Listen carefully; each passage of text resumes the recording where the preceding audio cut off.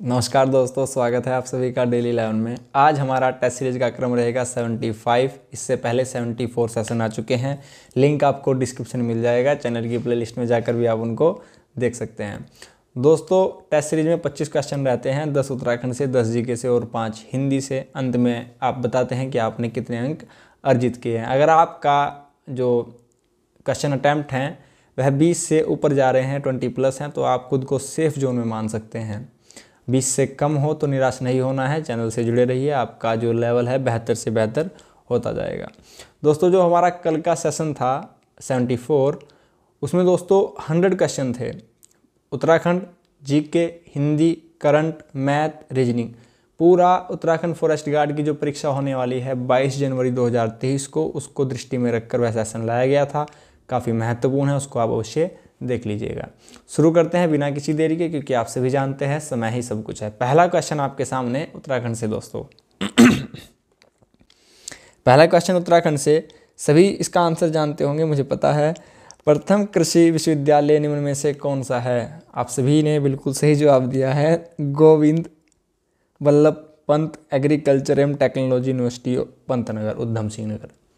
स्थापना भी आप जानते होंगे, मुझे पता है। क्या बताएंगे आप? 17 नवंबर 1960। ठीक है। मेरा प्रश्न आपसे है, आप मुझे यह बताइए, इसका नाम, प्रथम नाम क्या था जब इसकी स्थापना हुई थी 17 नवंबर 1960 में?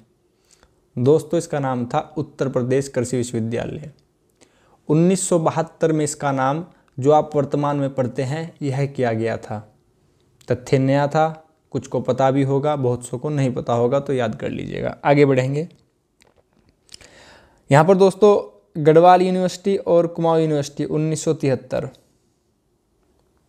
गढ़वाल यूनिवर्सिटी 15 जनवरी 2009 को क्या किया गया? डीम्ड का दर्जा दिया गया, डीम्ड विश्वविद्यालय जो भी आप कहेंगे। ठीक है। दून यूनिवर्सिटी देहरादून। आगे बढ़ते हैं। उत्तराखंड के किन किन जनपदों में कॉर्बेट नेशनल पार्क फैला हुआ है? बताइए दोस्तों, क्या करेक्ट आंसर होगा इसका? क्वेश्चन इजी है, आपने बताया भी होगा। करेक्ट आंसर होगा दोस्तों ऑप्शन ए, नैनीताल एवं पौड़ी, बिल्कुल सही। इसकी स्थापना 1936 में हैली नेशनल पार्क के नाम से की गई थी। स्वतंत्रता के बाद 1947 के बाद इसका नाम क्या कर दिया गया? Ramganga national park. 1957 के बाद इसका नाम क्या कर दिया गया, जो आप यहाँ पर पढ़ रहे हैं, कॉर्बेट राष्ट्रीय पार्क। इसका क्षेत्रफल 520 है, जिसके अंतर्गत 312 यह पौड़ी में है और 208 यह नैनीताल में है। ठीक है दोस्तों, सभी चीज़ों को याद रखिएगा। आगे बढ़ते हैं। नंदा देवी राष्ट्रीय उद्यान, पिथौरागढ़, चंपावत, चमोली या उत्तरकाशी? जी हाँ, बिल्कुल सही, चमोली।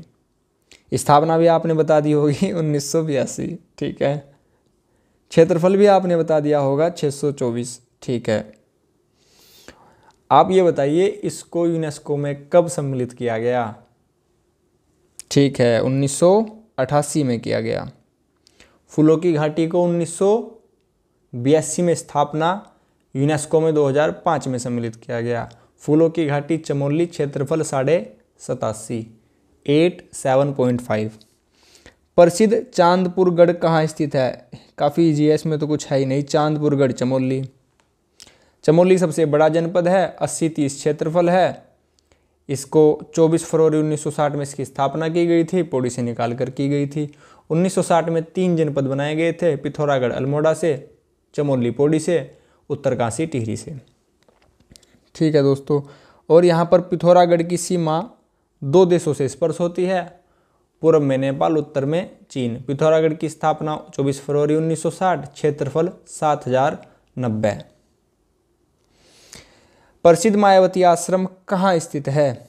तो मायावती आश्रम प्रसिद्ध कहाँ स्थित है? ऑप्शन ए, हरिद्वार, उधम सिंह नगर, चमोली, चंपावत। बताइए। जी हाँ, चंपावत में स्थित है।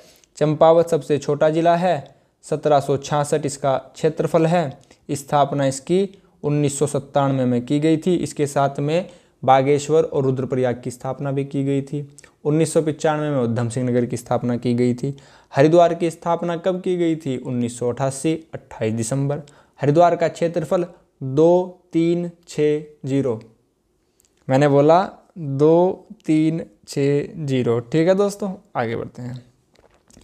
नेक्स्ट क्वेश्चन, पाताल भुवनेश्वर गुफा कहाँ स्थित है? बहुत ही प्यारा क्वेश्चन है, कंफ्यूज भी करता है। चमोली, जोशीमठ, गंगोलीहाट, पिथौरागढ़, कपकोट, बागेश्वर, इनमें से कोई नहीं। दोस्तों करेक्ट आंसर तो रहेगा पाताल भुवनेश्वर की स्थापना की गई थी पिथौरागढ़, गंगोलीहाट। अगर क्वेश्चन में थोड़ा सा परिवर्तन कर दिया जाए, पाताल भुवनेश्वर की जगह रुद्रेश्वर लिख दिया जाए, तो क्या आंसर होगा? पाताल रुद्रेश्वर की स्थापना जो गुफा है वह चंपावत में स्थित है। पाताल भुवनेश्वर पिथौरागढ़ में स्थित है। दोस्तों यहाँ पर लिखा है कपकोट। कपकोट बागेश्वर में है और बड़कोट उत्तरकाशी में है। उत्तरकाशी की एक तहसील भी है मोरी, वह भी परीक्षा में पूछी जाती है, उसको भी याद रखिएगा। आगे बढ़ेंगे। नेक्स्ट क्वेश्चन, प्रसिद्ध जागेश्वर मंदिर समूह किस जनपद में स्थित है? जागेश्वर धाम, जागेश्वर मंदिर समूह किस जनपद में स्थित है? ऑप्शन ए बागेश्वर, चमोली, पिथौरागढ़, अल्मोड़ा। बताइए दोस्तों करेक्ट आंसर क्या होगा? जागेश्वर धाम अल्मोड़ा में स्थित है दोस्तों। जागेश्वर मंदिर बोला गया है। अगर मैं बात करूं जागेश्वर धाम की, तो जागेश्वर धाम 5वां धाम माना जाता है। 4 धाम कौन से हैं? गंगोत्री, यमुनोत्री, बद्रीनाथ, केदारनाथ। इनसे भी एक क्वेश्चन इंपॉर्टेंट हो जाता है, किस नगर निगम, नगर पालिका परिषद, नगर पंचायत में चुनाव नहीं होते हैं? देखिए दोस्तों, गंगोत्री, बद्रीनाथ, केदारनाथ में जो यहाँ पर अध्यक्ष चुना जाता है उसका मनोनयन बिना चुनाव के ही हो जाता है। यमुनोत्री में चुनाव के द्वारा किया जाता है। क्वेश्चन आ सकता है, याद रखिएगा। नेक्स्ट क्वेश्चन लिखा है, छोलिया क्या है? छोलिया क्या है? कुमाऊं का प्रसिद्ध लोक नृत्य है, मंदिर है, शहर है, पर्वतीय स्थान है। तो दोस्तों ऑप्शन ए करेक्ट होगा। छोलिया कुमाऊं का एक प्रसिद्ध लोक नृत्य है। यह नृत्य पुरुषों के द्वारा किया जाता है, तलवार की ढाल पर किया जाता है। यह वीर और श्रृंगार प्रधान नृत्य है। ठीक है, वीर और श्रृंगार रस प्रधान नृत्य है। नेक्स्ट क्वेश्चन, उत्तराखंड चाय विकास बोर्ड का मुख्यालय कहाँ है? Option A Pithoragarh, Nainital, Almora, Uttarkashi. उत्तराखंड चाय विकास बोर्ड का मुख्यालय अल्मोड़ा में स्थित है दोस्तों। नेक्स्ट, निम्नलिखित में से उत्तराखंड में सबसे कम जनसंख्या वाला जिला, तो सबसे कम जनसंख्या कहाँ पर है दोस्तों बताइए? सबसे कम जनसंख्या है रुद्रप्रयाग में, परंतु रुद्रप्रयाग ऑप्शन में नहीं है। तो उसके बाद हम देखेंगे और ऑप्शन कौन सा करेक्ट हो सकता है। तो उसके बाद दोस्तों स्थान आता है चंपावत का। क्वेश्चन इस टाइप से भी आ सकते हैं, तो आप ऐसा कीजिएगा, सबसे हाई और सबसे लो याद रखते हैं आप, तो सबसे हाई के 3 और सबसे लो के 3 याद रखिएगा, उससे कोई प्रॉब्लम नहीं होगी। सबसे अधिक कहाँ पर है दोस्तों? हरिद्वार में, इसको याद रखिएगा। हिंदी से पहला क्वेश्चन है आपके सामने। मनोज निम्नलिखित में से, मनोज का पर्यायवाची पूछा गया है, सिनोनिम्स पूछा गया है। ऑप्शन ए विष्णु, ब्रह्मा, महादेव, जो महादेव के भक्त तो लाइक कीजिएगा। Option D Kamdev. Correct answer Kamdev होगा दोस्तों। मनोज का पर्यायवाची कामदेव होगा। नेक्स्ट, जंगम शब्द का विपरीत अर्थक शब्द पूछा है, स्थूल, सूक्ष्म, स्थावर, स्थिर। करेक्ट आंसर ऑप्शन सी रहेगा, जंगम का स्थावर रहेगा, ऑप्शन सी करेक्ट होगा। नेक्स्ट क्वेश्चन, निम्नलिखित में कौन सा शब्द शुद्ध है? शुद्ध पूछा गया है। प्रादुर्भाव, सभी प्रादुर्भाव लिखे हैं, बस वर्तनी आपको देखनी है। बोल कर देखिए कैसे बोला जाता है, प्रादुर्भाव। तो प्रादुर, दोस्तों यहाँ पर ये वाला रै इसके साथ नहीं आएगा। ठीक है, अब बात करते हैं, यह प्रादुर्भाव नहीं होता, परदुर्भाव नहीं होता, होता है प्रादुर्भाव। करेक्ट आंसर ऑप्शन ए रहेगा। छात्र किस प्रकार का शब्द है? तो बताओ छात्रों, छात्र किस प्रकार का शब्द होता है? छात्र होता है दोस्तों तत्सम होता है, तद्भव होता है, देशी होता है या विदेशी होता है। तत्सम बोला जाता है संस्कृत के शब्द को, तद्भव बोला जाता है हिंदी के शब्द को, देशी शब्द जो अपने देश से हों, अपने यहाँ के हों, विदेशी जो विदेश से लिए गए हों। दोस्तों छात्र एक तत्सम शब्द है, संस्कृत का शब्द है। निम्नलिखित में से कौन सा शब्द विदेशी नहीं है? नहीं यहाँ पर साइड में लिखा है, इसको याद रखिएगा, नहीं पूछा गया है। चाय, तकली, लीची, इनमें से कोई नहीं। तो दोस्तों विदेशी शब्द चाय भी विदेशी है, लीची भी विदेशी है, तकली हमारा देसी शब्द है। ठीक है, आगे बढ़ते हैं। जीके से पहला क्वेश्चन आपके सामने है, कलईदार लोहे की चादर पर किसका लेप होता है? तो लोहे की चादर पर किसका लेप होता है जिससे उसे जंग ना लगे? एल्युमिनियम, जस्ता, टिन, सीसा। करेक्ट आंसर होगा दोस्तों ऑप्शन बी, जस्ता। इसकी परत को चढ़ाने को गैल्वेनाइजेशन भी कहा जाता है, जस्तीकरण हिंदी में कहा जाता है। सर्वाधिक टिन कहाँ पाई जाती है? चमोली में, इसको भी याद रखिएगा। कालिदास की निम्न कृतियों में से कौन सी कृति नाटक नहीं है? तो ये सभी कृति कालिदास जी की हैं। नाटक पूछा है, नाटक कौन सा नहीं है?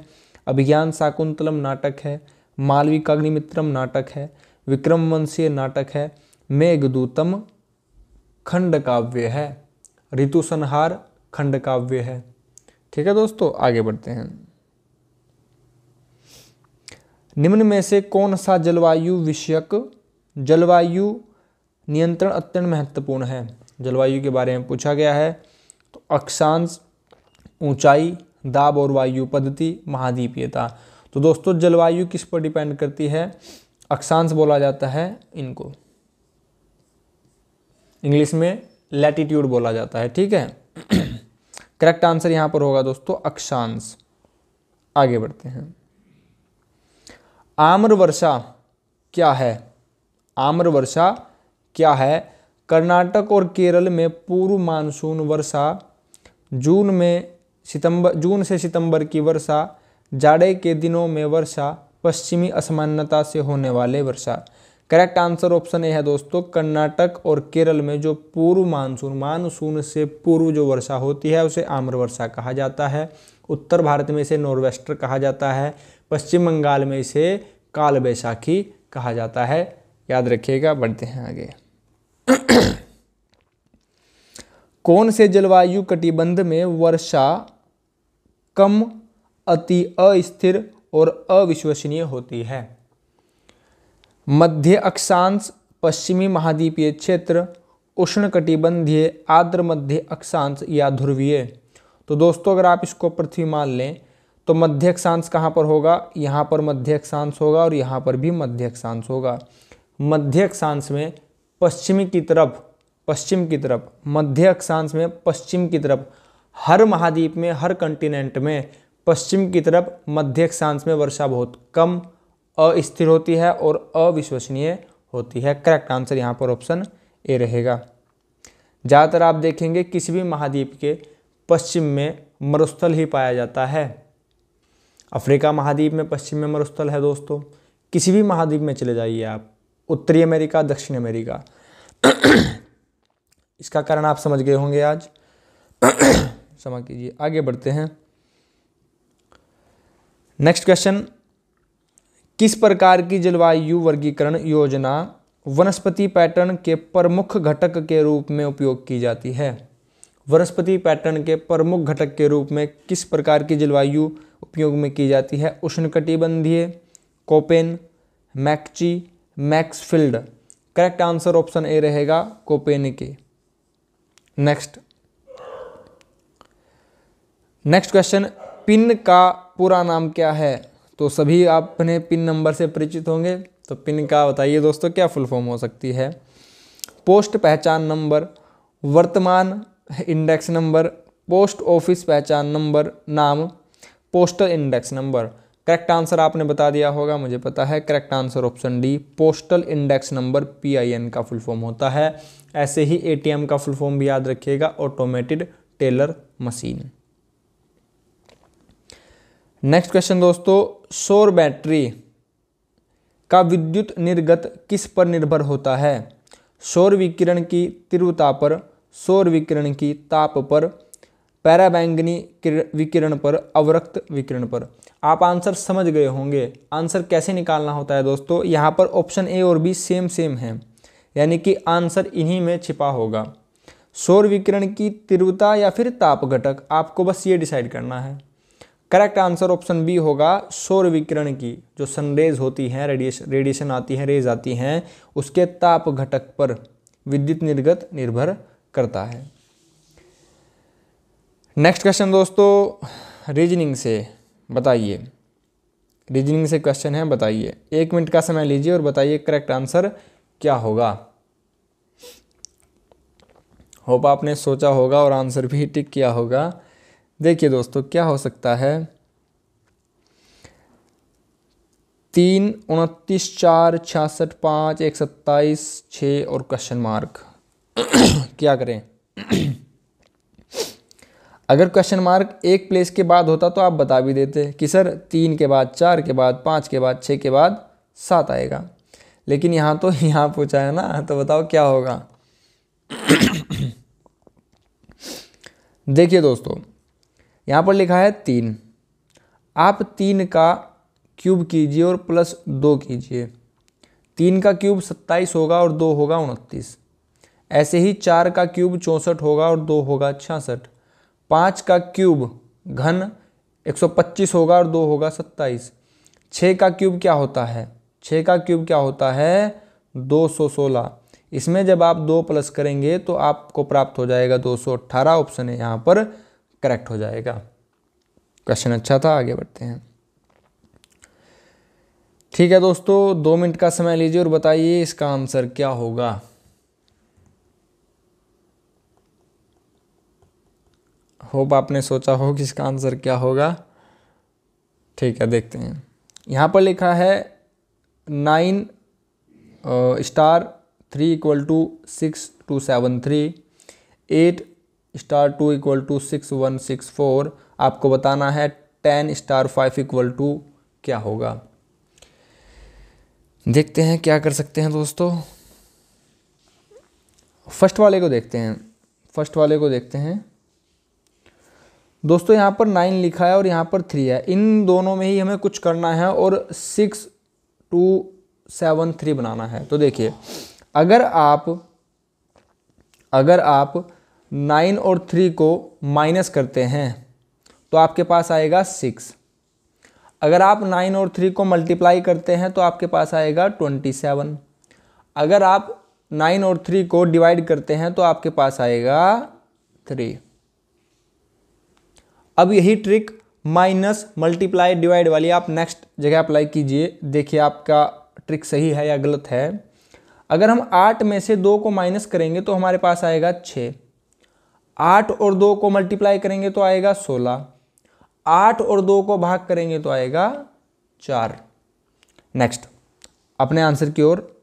अगर आप 10 में से 5 को माइनस करेंगे तो आएगा 5। 10 और 5 को मल्टीप्लाई करेंगे तो आएगा 50। 10 और 5 को डिवाइड करेंगे तो आएगा 2। देख लीजिए 5502 कहाँ लिखा है? ऑप्शन बी यहाँ पर हमारा करेक्ट हो जाता है। काफ़ी अच्छा क्वेश्चन था और थोड़ा सा हार्ड भी था, ठीक है ना। ठीक है दोस्तों, यह थी हमारी टेस्ट सीरीज 75। टेस्ट सीरीज आपको कैसी लगी कमेंट बॉक्स में अवश्य बताइएगा। लाइक कीजिएगा, ऐसे मत जाइएगा, लाइक अवश्य कीजिएगा। जो भी दोस्त चैनल पर नया हो चैनल को प्लीज़ सब्सक्राइब कीजिएगा। वीडियो को लाइक तो आप सभी करेंगे, वीडियो को शेयर भी कीजिएगा दोस्तों। आप वीडियो को शेयर करते हैं, इससे आपकी ओर से बहुत बड़ी हेल्प होती है दोस्तों। आपने अपना कीमती समय चैनल को दिया है, इसके लिए आप सभी का बहुत बहुत धन्यवाद। नमस्कार दोस्तों।